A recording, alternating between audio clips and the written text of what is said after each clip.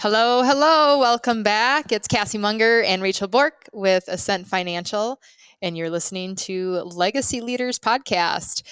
Today, we're going to talk about readiness. What does that mean, right? Rachel, I'm going to kind of let you lead this one. I know you've put a lot of work into really honing in on what that means for our clients. Yep, 100%. So we think about readiness, there's two components. So the first thing is just the financial side. So are the financials sound? Do you have good reporting and process?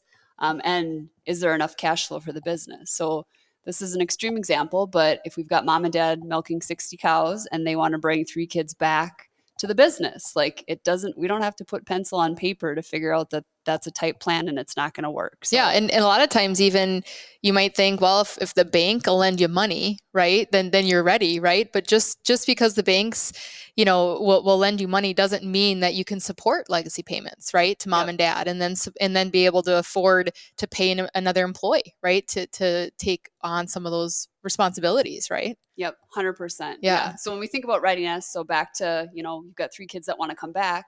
Are they going to have to bring supplemental income or additional business to make sure that the pie is big enough for everyone? So we think about readiness from a financial standpoint, and then it's the people readiness too.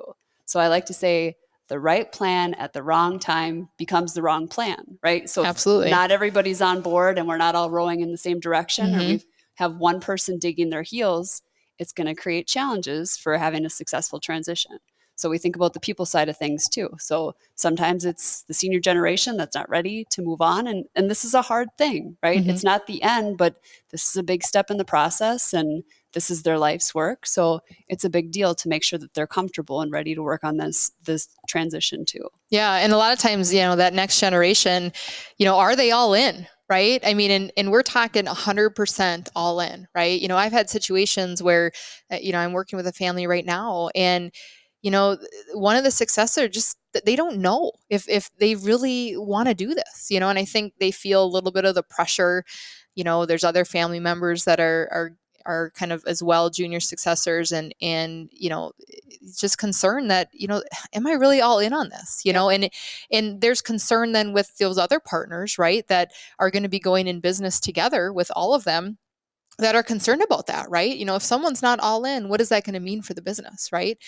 And then it's that idea too, even, for mom and dad, when you think about that, kind of being that state of readiness, are they willing to have more of that long-term gratification, right? Rather than instant gratification. A lot of times when we're working with these families, seller financing, structuring that into the deal is a lot of times best for everybody. But it then means mom and dad don't maybe get everything right at once, and being okay to sacrifice for the business too, even for the G2 or that successor or next generation coming in, is what are they willing to sacrifice, right? To be able to take this business over and long term having more success, but they've got to be able to give up something as well. Yep, 100%.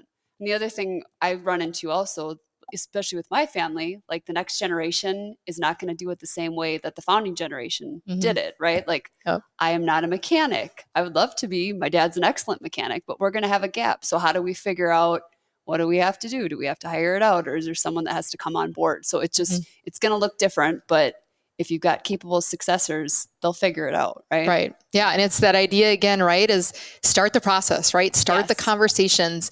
If you feel, what, our business isn't ready or we're not ready to take this step, it doesn't mean you shouldn't start talking about it, because that's like, I feel like for my family, we started these conversations just too late. If we would have started having those conversations and everyone kind of understood what this would mean long term, I think everyone would have been a lot more comfortable with it, right? So I think that's our biggest message, right? Is start the process, whether you're ready today, whether a year from now, whether you're ready 2-3 years from now, just start having the conversations and know what it's going to take to be in that state of readiness. Yeah, 100%. All right. Well, that is all we have for you today. So thank you for joining the Legacy Leaders Podcast, and we will see you next time.